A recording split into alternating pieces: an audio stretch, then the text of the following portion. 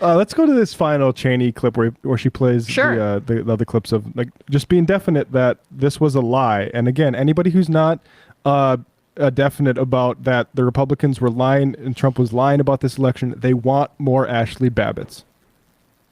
Miller was a senior Trump campaign spokesman. In this clip, Miller describes a call between the Trump campaign's internal data expert and President Trump a few days after the 2020 election. I was in the Oval Office, and at some point in the conversation, Matt Oskowski, who is the lead data person, was brought on, and I remember he delivered to the president pretty blunt terms that he was going to lose. And that was based, Mr. Miller, on Matt and the data team's assessment of the sort of county by county, state by state results as reported? Correct. Alex Cannon was one of President Trump's campaign lawyers. He previously worked for the Trump Organization. One of his responsibilities was to assess allegations of election fraud in November 2020. Here is one sample of his testimony discussing what he told White House Chief of Staff Mark Meadows. I remember a call with Mr. Meadows, where Mr. Meadows was asking me what I was finding and if I was finding anything. And I remember sharing with him that we weren't finding anything that would be sufficient to change the results in any of the key states.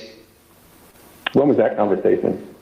Probably in November, mid to late November. I think it was before my child was born. And what was Mr. Meadows' reaction to that information? I believe the words he used were, "So there's no there there." There's no there there. Of course there wasn't, you morons. Jason Miller with an absolutely taut mask.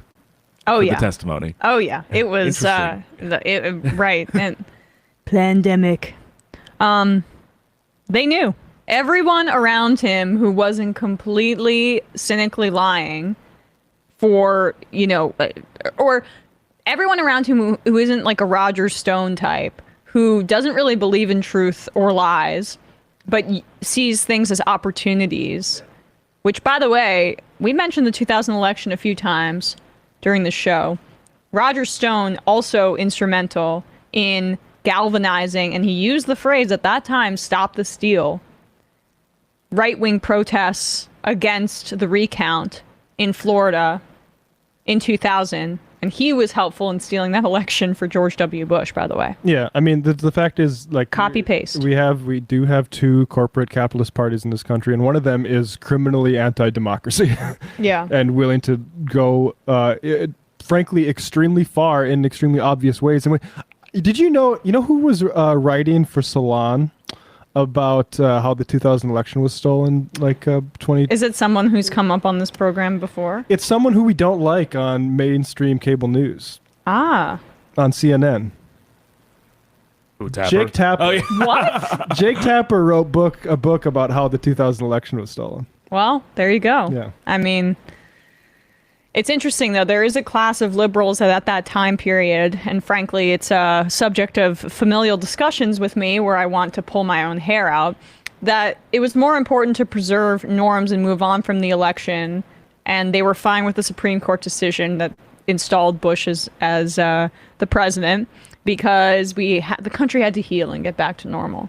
It's like this concept of norms taking precedent over what the right candidate winning, or what's just, or what is real. And in this instance, in 2020, 20 years later, the difference is that what the Republicans were trying to do bumped up against norms, and we're going to shatter the institutions, as opposed to like the justification that liberals had when Bush got elected. And so it creates this backlash that is maybe not righteous from their end in terms of like what they're trying to preserve, but we can walk arm in arm with them and try to oppose these fascists. I mean, yeah, this is the urgent, most acute threat. Like, Democrats are a problem, as we can see with Biden in office. There's all sorts of things that get worse with them, and they're in action or negative action. But the Republicans are just worse. Like, I mean, it's not particularly close, frankly.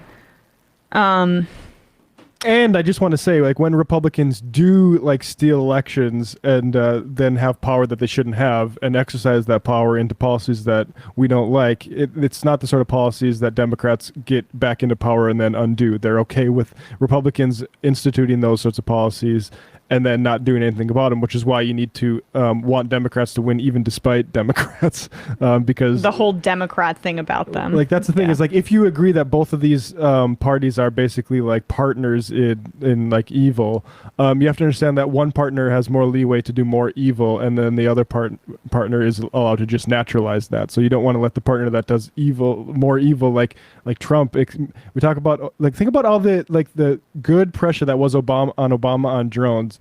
And then Trump gets into office, massively expands the drone program, and we're like back at square one. But I thought that Trump would accelerate the progressive cause and bring everybody together. Yeah, anti-war candidate.